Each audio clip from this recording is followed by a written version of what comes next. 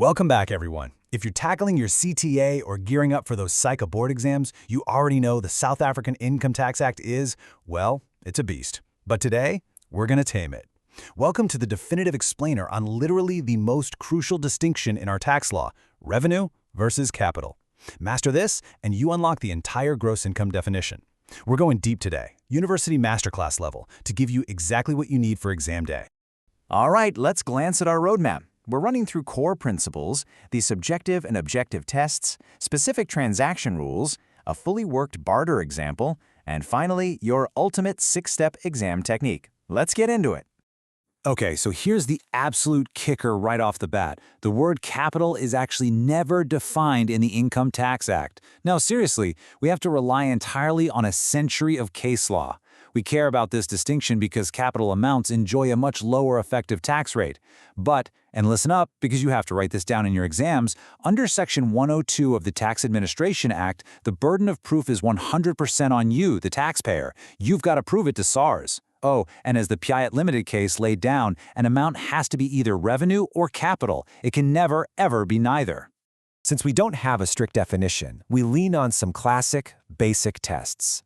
The Visser case gives us this brilliant, simple analogy. Think of your capital, income-producing asset, as a tree. The revenue it generates, that's the fruit.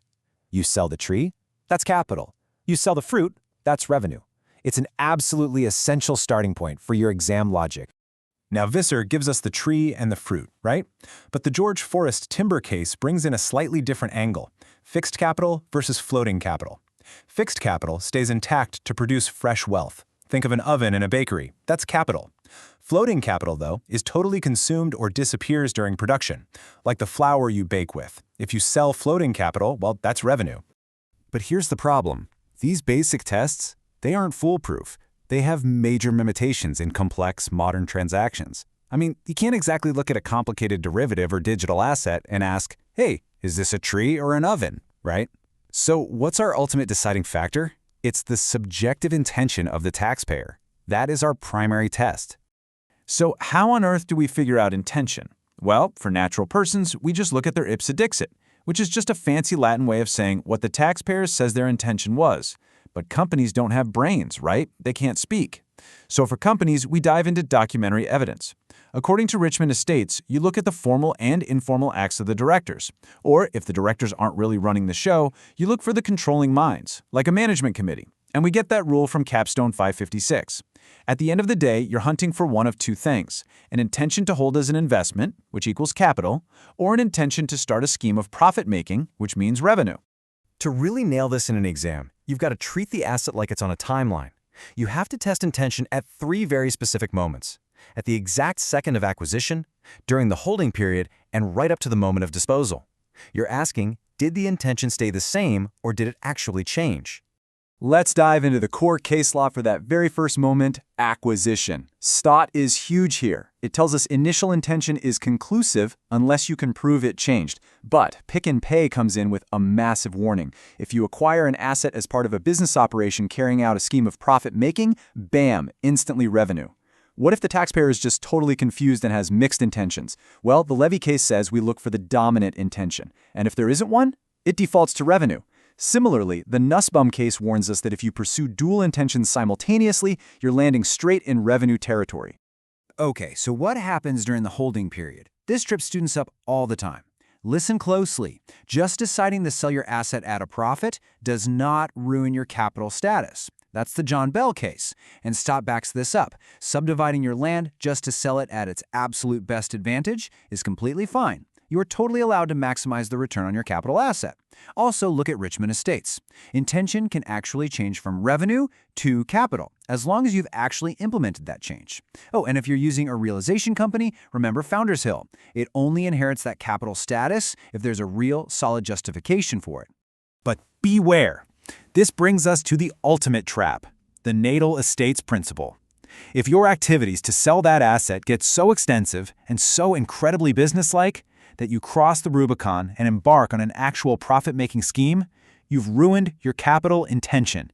Your pristine capital asset just transformed into trading stock. You did something more, and now you're getting taxed on revenue.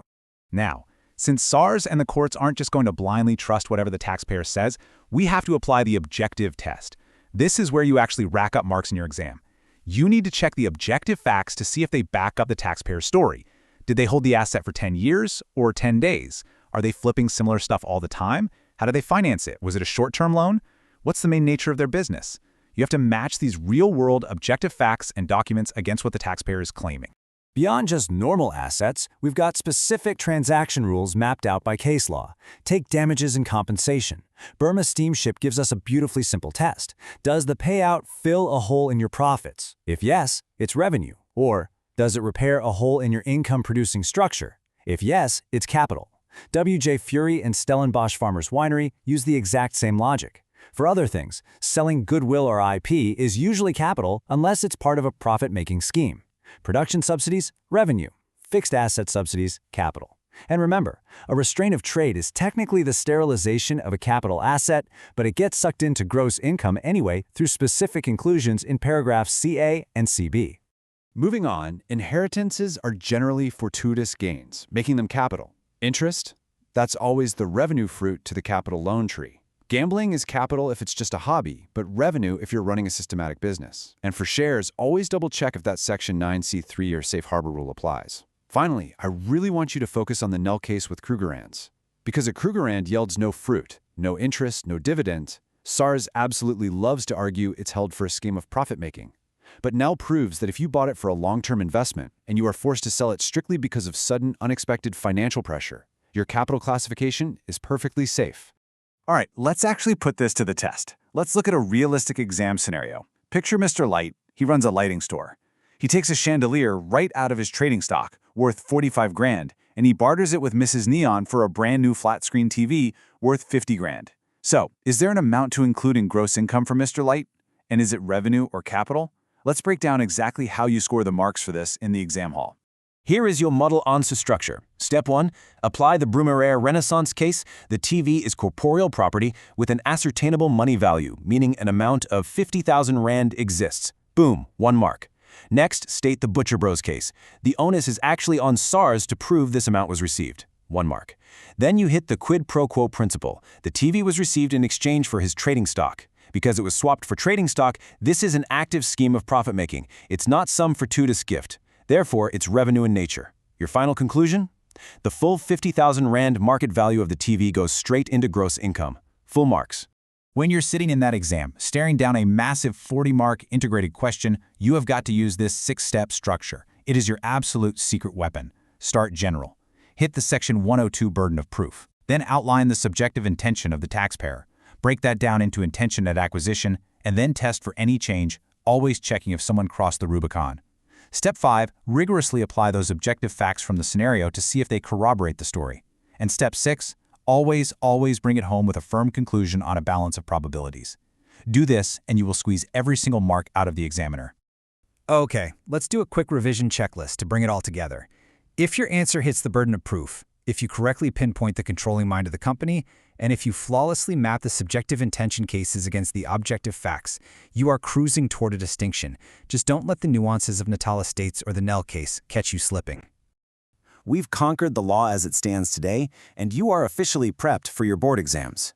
But before we wrap up this explainer, I want to leave you with something to really think about. If capital is deliberately left undefined by the legislation, and we rely entirely on century-old tree and fruit analogies, how are these historic tests going to hold up as business rockets into the digital realm? Think about cryptocurrencies, smart contracts, decentralized finance. How do we test those tomorrow? Keep that in the back of your mind as you step into practice. Best of luck with the studying, stick to that 6-step technique, and I'll catch you in the next explainer.